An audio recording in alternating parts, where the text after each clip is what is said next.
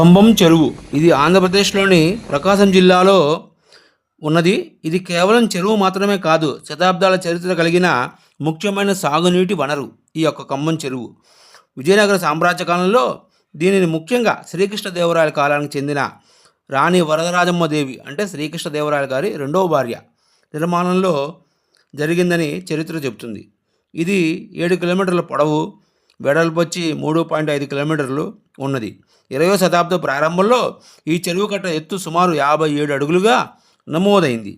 ఇది ఇక్కడ 5 కాలువల ద్వారా కంబం, బస్తవారిపేట మండలాల్లోని 19 గ్రామాలకు సుమారు 6,950 ఎకరాలకు ఆయకట్టును నీరు అందించే ప్రాజెక్టుగా కూడా నమోదైంది. 2020లో కంబం చెరువుకు వరల్డ్ హెరిటేజ్ ఇరిగేషన్ స్ట్రక్చర్ అనే గుర్తింపు కూడా ఇచ్చారు. ఇందులో ఇంజనీరింగ్ నైపుణ్యానికి ఇది ఒక ముఖ్యమైన ఉదాహరణగా కూడా గుర్తించబడింది.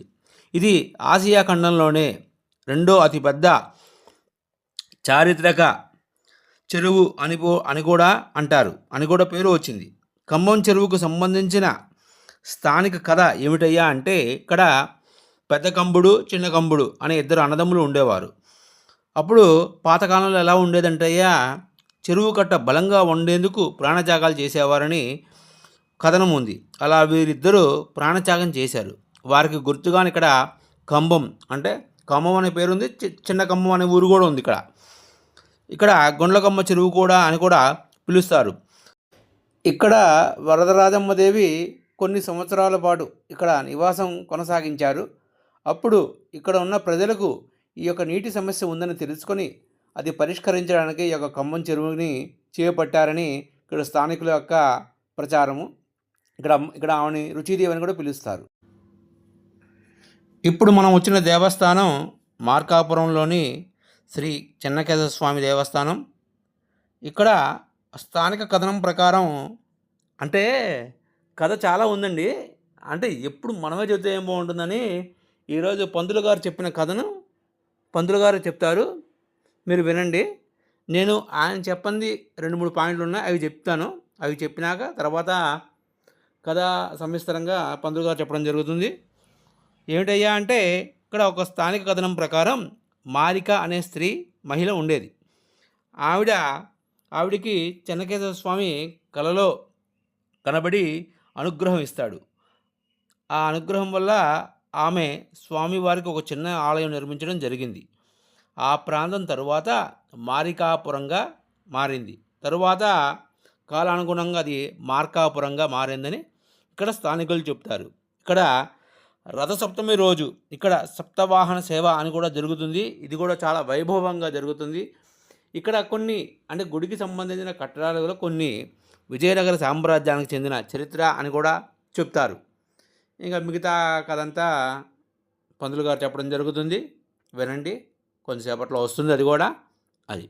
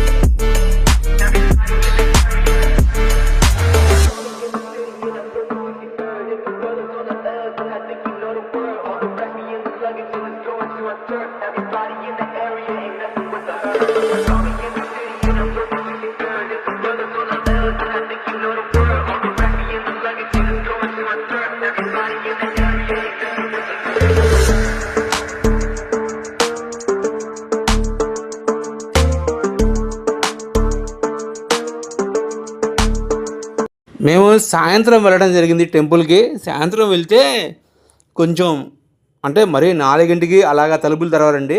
మామూలుగా 5:30కి అలా తలుపులు తెరవడం జరుగుతుంది. అంటే ఈ లోపల మేమంటే వీడియోలు తీసుకున్నానులేండి, చెప్తున్నాను. తొందరగా 4ంటికి వెళ్ళిపోతారు. 4ంటికి అలా వెళ్ళమాకండి. సాయంత్రం 5ంటికి వెళ్ళండి. వెళ్ళాలనుకున్నవారు సాయంత్రం 5ంటికి వెళ్తే సరిపోతుంది. అంటే 5:30కి అట్లా తెరిచారు, అది మీరు 5ంటికి వెళ్తే సరిపోతుంది. మరి 4 గంటలకు మాత్రం వెళ్ళమాకండి. అది అప్పటికి ఇంకా ఆలయం తెరవలేదు, కొంచెం కూర్చోవాల్సి వచ్చింది, వెయిట్ చేయాల్సి వచ్చింది. ఇంకా 4ంటికి వస్తే ఇంకా ఇబ్బంది పడేవాళ్ళం. మేము 4:30 5ంటికి వెళ్ళడం జరిగింది. అందుకనే ఎవరైనా కానీ 5 తర్వాత రండి. టెంపుల్ వచ్చేవాళ్ళు 5 తర్వాత రండి.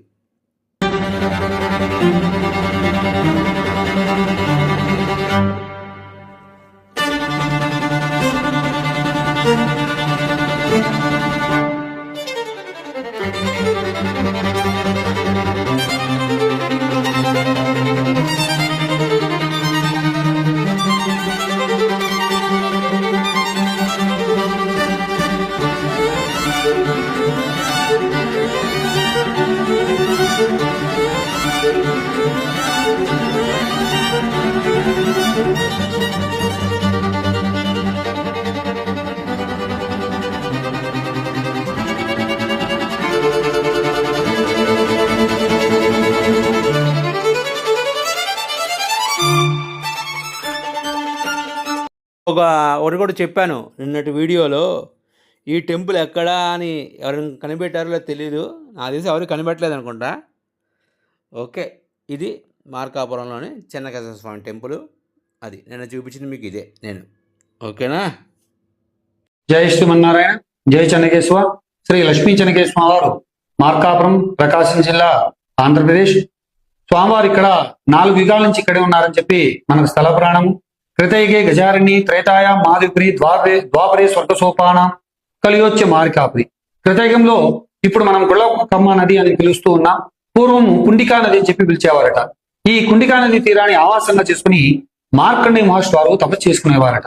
ఈ మార్కండేయ మహర్షులు ఎవరయ్యా అంటే 16 బాలుడు మృత్యుంజయుడిగా పరమేశ్వరుడి దగ్గర వరం పొందినవాడు. ఈ మార్కండేయ మహర్షి వారు తపస్సు చేసుకునేటప్పుడు కేసి అనే రాక్షసుడు ఆయన తపస్సుకు విఘ్నాలు కలిగించేవాడట. సరే, కేసును సంహరించేది ఎవరయ్యా అని చెప్పి ఆయన శివారాధుడు కాబట్టి శివుడు గురించి తపస్సు చేశాడట. శివుడు ప్రత్యక్షమై ఇతను సంహరించేది విష్ణుమూర్తి మాత్రం చెప్పారట. మరలా మార్కండేయ మహర్షి వారు విష్ణుమూర్తి గురించి తపస్సు చేశాడట. విష్ణుమూర్తి ప్రత్యక్షమై ఆయన ఆయుధములైన శంఖము, చక్రము, గదతో లాభం లేక ఆదిశేషుడైన పామును ప్రయోగ చక్రంగా ప్రయోగించి కేసును సంహరించాడట. అందుకే ఇక్కడ స్వామివారి స్వరూపం భిన్నంగా ఉంటుంది. ఎక్కడైనా విష్ణుమూర్తి స్వరూపం శంఖ చక్రములు, కుడి చేయి అభయస్తము, ఎడమ చేతుల గద ఉంటుంది. కానీ ఇక్కడ స్వామివారి స్వరూపం మాత్రం శంఖ చక్రములు, కుడి చేతుల గద, ఎడమ చేతిలో పాము ఉంటుంది. ఈ పామును ప్రయోగ చక్రంగా ప్రయోగించి కేసుని సంహరించాడు కాబట్టి స్వామివారు ఇక్కడ కేశవనామంతో వెలిసినారని చెప్పి, అదేవిధంగా స్వామివారు అందంగా సుందరంగా ఉన్నారని, చెన్న అంటే అందమైన సుందరమైన చెన్నకేశవ స్వామిగా వెలిసినారని చెప్పి కూడా మన స్థల పురాణం ద్వారా తెలుస్తుంది. అదేవిధంగా స్వామివారికి కుడి ప్రక్కన మార్కండేయ మహర్షి వారు ఉంటారు. ఈ మార్కండేయ మహర్షి వారి పేరు మీదుగా ఈ ప్రాంతం మొట్టమొదటిగా మార్కండేయపురంగా ప్రసిద్ధి చెందిందని చెప్పి, కాలానుగుణంగా కలియుగంలో యాదవ దంపతులు మారిక మారన్నాన్ని యాదవ దంపతులు ఇద్దరు కూడా స్వామివారికి గర్భాలయ నిర్మాణం చేశారట. వారికి ఏమనం కావాలో కోరుకోమంటే ఎప్పుడు పాదాల చెంతనే ఉండాలని చెప్పి వారిద్దరూ కూడా స్వామివారిలో ఐక్యమైపోయారని, ఈ మారిక అనే కులవనిత స్వామివారికి గర్భాల నిర్మాణం చేసింది కాబట్టి ఆమె పేరు మీదుగా ఈ మార్కండేయపురము మార్కాపురంగా ప్రసిద్ధి చెందిని చెప్పి కూడా మనకు స్థల పురాణం ద్వారా తెలుస్తుంది. అదేవిధంగా స్వామివారి స్వరూపం దశావతారంతో ఉంటారు. ఇక్కడ చూడండి, మత్స్య కూర్మ వరాహ నరసింహ వామన, రామో రామ రామచ్చ బౌద్ధ కలిపి. ఒక్కసారి స్వామివారిని సేవిస్తే దశావతారాలను సేవించినంత భాగ్యం కూడా కలుగుతుందని చెప్పి మనకు స్థల పురాణం. అదేవిధంగా ఈ దేవాలయ నిర్మాణం మాత్రం కృష్ణదేవరాయ వంశస్థులు స్వామివారిని సేవించి నిర్మాణం మొదలు పెట్టారట. కృష్ణదేవరాయ పూర్తి చేసి ఇక్కడ బ్రహ్మోత్సవాలు కూడా నిర్వహించాడని చెప్పి మనకు శాసనాల ద్వారా తెలుస్తుంది. అది స్వామివారి యొక్క స్థల పురాణం. జై శ్రీమన్నారాయణ, జై చెన్నకేశవ.